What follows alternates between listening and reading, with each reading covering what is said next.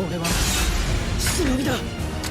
Bardo to ब्रूटेक्स का chapter 11 आ चुका है, जिसमें हिमावारी यूज कर रही है अपनी न्यू टेल बीस्ट वाली फॉर्म। और तो हिमावारी अब यूज कर पा रही है टेल बीस्ट बॉम्ब, और इसके सामने जूरा भी अपनी बॉम्ब को यूज कर रहा है। इसका डिस्ट्रक्शन पिछले चैप्टर में तुमने देखा ही था, तो फिर अब इसके आगे तुम अंदाजा लगा सकते हो इस चैप्टर में क्या होने वाला है। और इस चैप्टर से रिलेटेड एक और बात है कि बरोटो नारुतो की तरह इस चैप्टर में अकेला सबको बचाएगा। तो फिर देरी किस बात की, जल्दी बरोटो के चैप्टर 11 को शुरू करते हैं।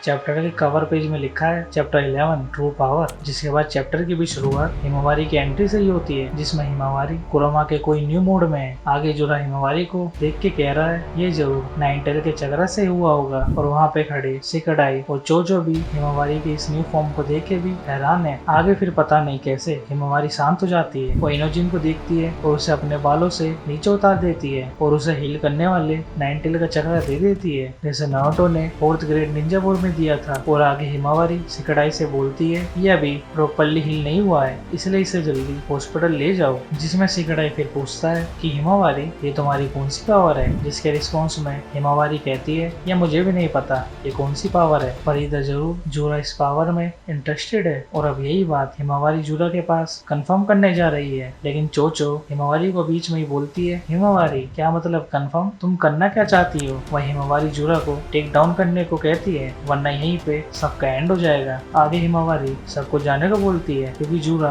हिमावारी के पीछे है और हिमावारी सबको बीच में आने को मना कर रही है। वहीं सिकडाई इनोजिन को उठाता है, पर चोचो को समझ नहीं आता ये हो क्या रहा है। इसलिए भी सिकडाई बोलता है चोचो शांत हो जा और जरा सोच, इस बैटल में हमारे जीतने के बहुत कम चांसेस है, तो अगर हम यहाँ से चले जाए तो इससे हमारी लॉसेस कम हो जाएंगे। वहीं जूरा सिकडाई के इस डिसीजन से इम्प्रेस होता है और कहता है सिकडाई मैं तेरा नाम याद रखूंगा और आगे किसी दिन जरूर मिलेंगे। फिर से चोचो हिमावारी को अकेले लड़ने नहीं दे रही, जिसके जवाब में हिमावारी कहती है मुझे खुद अकेले लड़ना अच्छा नहीं लग रहा, पर मेरे पास ये पावर है तो ये रिस्पॉन्सिबिलिटी भी अब मेरी है, और डैड और बिग ब्रो भी मेरी जगह पे होते तो वो भी यही करते। और फिर चोचो भाई रोने वाला फेस बना लेती है और हिमावारी को बोलती है तुमने प्रोमिस करा था ना जब पैन केक हाउस खुल जाएगा तो हम दोनों साथ में उधर चलेंगे। वही जूरा आगे बोल रहा है मुझे पता है तुम सब पूरे पागल नहीं हो, और पता नहीं क्यों तो लोग अगेन एंड अगेन अपने जजमेंटल एबिलिटी क्यों लूज कर देते हो। हाँ क्योंकि हम सबके डिसीजन जब गलत हो जाते हैं, जहाँ हमारे उसमें इमोशन ऐड हो जाते हैं। और आगे चैप्टर में भी जूरा बोलता है इनोजिन ने भी यही करा, रेकलेस मूव करे जबकि मैंने उसे कितनी वार्निंग दी थी। इसका मतलब इनोजिन भी भावनाओं में बह के मारा गया। आगे जूरा को भी ये समझ नहीं आ रहा कि हिमावारी में ये फायर आई कहाँ से। और जूरा को अब ये भी नहीं पता कि इनोजिन की डेथ से इसका कोई कोरिलेशन है भी या नहीं, या फिर ये कोई कोइंसिडेंस है। हिमावारी आगे जूरा के पंच मारती है और जूरा दूर गिर जाता है, जिसमें तुम देखो जूरा कितनी दूर गिरा, पर जूरा फिर ऊपर उड़ जाता है और एक ईगल की तरह हिमावारी पे अटैक करने आ रहा है। पर हिमावारी अचानक एक टेल बीस्ट बॉम्ब बना लेती है और पता नहीं जूरा रुक के ऐसे कुछ पोज दिखाता है, जिसके अगले पैनल में हमें समझ आता है कि जूरा अपना बॉल क्रिएट कर रहा है। एंड फिर जूरा का बॉम्ब और हिमावारी का टेल बीस्ट बॉम्ब टकराते हैं और हमें ऐसा कुछ डिस्ट्रक्शन देखने को मिलता है। आगे जूरा बोलता है ये सरप्राइजिंग है, तेरे पास बस वो पावर ही नहीं है बल्कि तू तो टेल बीस्ट बॉम्ब भी कंट्रोल कर सकती है। और मैं काफी क्यूरियस हूँ कि ये तेरे अंदर इतनी जल्दी रैपिड एडवांसमेंट कहाँ से आ गई। फिर जूरा हिमावारी के हेडबट मारता है, जिसमें हिमावारी दूर गिर जाती है, पर फिर हिमावारी अपने आप को जैसे तैसे कंट्रोल कर लेती है। पर फिर अचानक जूरा हिमावारी के पीछे आ जाता है और हिमावारी के लात मारता है, जिसमें हिमावारी जमीन में घुस जाती है। जिसके आगे जूरा का कहना है ये बस अपनी ट्रू पावर का कुछ परसेंट यूज कर रहा है। अब तुम इमेजिन करो जूरा के इतने कम पावर में भी हिमावारी की हालत हो गई है। भाई यहाँ पे क्या हो रहा भाई,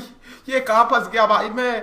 आगे सीन सास्के का क्लोन और साड़ा का दिखाया गया, जिसमें साड़ा सास्के के क्लोन से पूछ रही है तू कौन है और तू चिडोरी कैसे यूज कर सकता है, लेकिन इसके जवाब देने से पहले सास्के का क्लोन होलोग्राम में चला जाता है और फिर पता नहीं क्यों फिर वापस भी आ जाता है, जिसमें बस सास्के के उस होलोग्राम में जाने से उसका वाउंड ठीक हो जाता है। अब यार किसी मोटो ने पता नहीं इन्हें कौन सी हीलिंग एबिलिटी देती है। बाकी आगे चैप्टर में सास्के का क्लोन साड़ा का रिप्लाई तो नहीं देता, उल्टा उससे पूछता है तेरी आंखें साइड रासेनगान है ना, जूरा ने मुझे इनके बारे में बताया था। वो जरूर जिस अटैक को अभी मैंने करा है तो चिडोरी होगा, इसलिए उसे कंट्रोल करना इतना मुश्किल है। पर ऐसा लगता है इन आइस को मुझे मास्टर करने की जरूरत है। मोनामरू बीच में बोलता है तो कुछ भी कर ले, ये तुम्हारे सवालों का जवाब नहीं देने वाले। और आखिर सास्के से तेरा कनेक्शन क्या है? वहीं फाइनली सास्के का क्लोन इसका जवाब देता है और बोलता है कौन? मुझे नहीं पता सास्के कौन है, और तुम जब से मुझसे बेकार के क्वेश्चन क्यों पूछ रहे हो? मैं खुद फिगर आउट करने की कोशिश कर रहा हूँ मैं कौन हूँ, इसलिए ही तो मैं इधर कोनोहा में आया हूँ। तभी अचानक सुमिरे मोनामरू से बोलती है प्रोटेक्ट सारडा, उसका टारगेट सारडा है। फिर तभी सारडा के पीछे एक किलोग्राम होता है जिसमें से सास्के अपना हाथ निकाल के सारडा पे लाइटनिंग से अटैक करता है। तभी एक सोल्जर अर्थ स्टाइल यूज करने जाता है, पर इतने में ही सास्के अपनी फायर बॉल जूसू से उस पर अटैक कर देता है। फिर सास्के के पीछे कोनामरू रासेनगन लेकर मारने वाला होता है कि तभी वो उसी किलोग्राम में से टेलीपोर्ट होके दूसरे में से निकल जाता है और कोनामरू पे चिडोरी से अटैक करता है। पर कोनामरू विंड स्टाइल रासेनगन बैरिकेड यूज करके चिडोरी से बच के दूर गिर जाता है। वहीं सुमिरे सारडा को बोल रही होती है सारडा